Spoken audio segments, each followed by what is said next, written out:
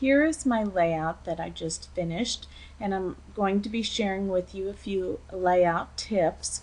As you can see, I used very few digital scrapbooking elements from kits. I really like simple layouts. It tends to be my style. Not that I don't like everybody else's layouts with tons of things on them. This just seems to be my style and how I tend to scrap more often with less on my page.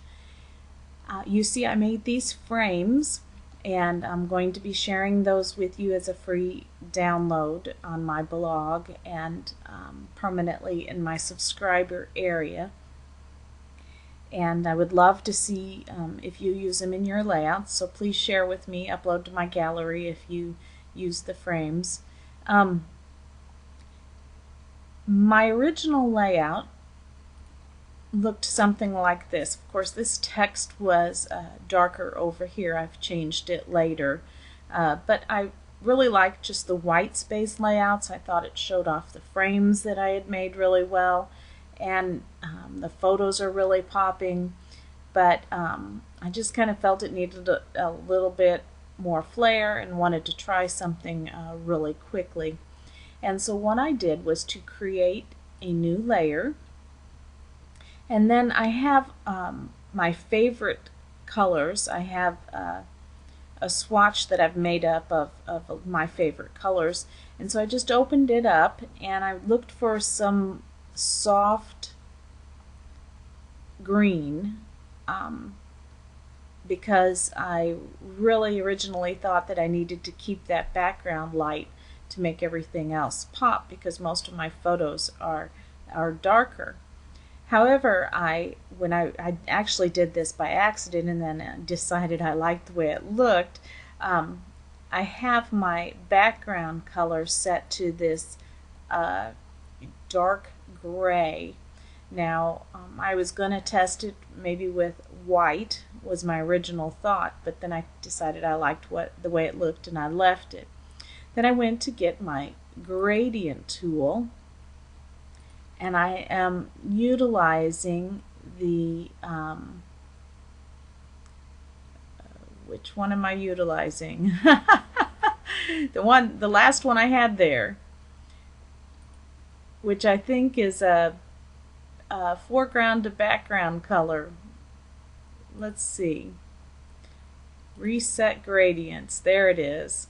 Foreground to background, and I just used the default that is there. Now I could have gone in and changed it. I have some tutorials that show you how to do that, and then I just simply drew a line, clicking down on the left side with my mouse all the way over to the right side, and then letting up with my mouse, and that's how I made that gradient on the background. Of course, then, since my background color was black, this side of my layout, well, not black but really dark gray, was very dark, and so then I had to go back and make this text on this side a lighter color. I didn't go all the way with white, I just went with a very almost white gray color. Now, something else I want to share with you on this layout is how I did the title here. And I'm trying to learn to make my titles a little bit more artistic. And this is what I did for this particular layout. And for those of you that don't know how to use these tools, in order to get your words positioned in this way, I'm going to share them with you. I know many seasoned scrapbookers know this already, but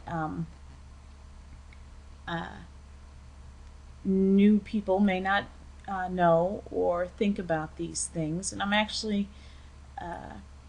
going to go now and show you. I'm going to highlight the text St. Louis, and you see it's going in the vertical position. And where you find that is up here on your toolbar. And if I click on it, you can see it goes back into the vertical position, or the horizontal position. I'm getting my words all mixed up. Okay, and then if you click it on it again, it goes back down into the vertical position. Now, what can be annoying is if you're trying to put returns in there, it actually puts the words stacked up in the wrong direction. So you almost need to, unless you can think backwards as you type words in lines, you almost need to do your vertical text one row at a time. And if you want to see what I'm talking about, just go in there and play yourself. And now what I did with this text here is something simple. It started out as a left justified text, and I'm going to go back in here and move that, and you can see that that's not pleasing to the eye. It's just kind of discombobulated. Is that a word? And so I'm going to go back in here and highlight that text again and show you that you can go up here to your alignment tools and choose to right align text. I'm often right aligning text so that it hugs other words or photos or elements. And so you can see that was a simple way to stack it up and line it up so it was even with the vertical text. And in fact, down here I'm going to show you this text here is also actually right aligned. I'm going to go up here and show you how it does not look as good left aligned. Get my move tool. You can see that that's not as pleasing to the eye, having the extra spaces here next to the photo. And also we have this visual line going on here, and it begins to get interrupted when you hit the journaling. And so if you just simply go down here and make this right align text, of course every time you do that it moves and you have to go back and move it, get your move tool and move it back. And then I can kind of line it up with the edge of this text and make the eye flow through it, and it also kind of now hugs my photo. And so that's just a few of the little tips I have for you, and hope you've learned something that you might apply to your own layouts, and thanks so much for watching.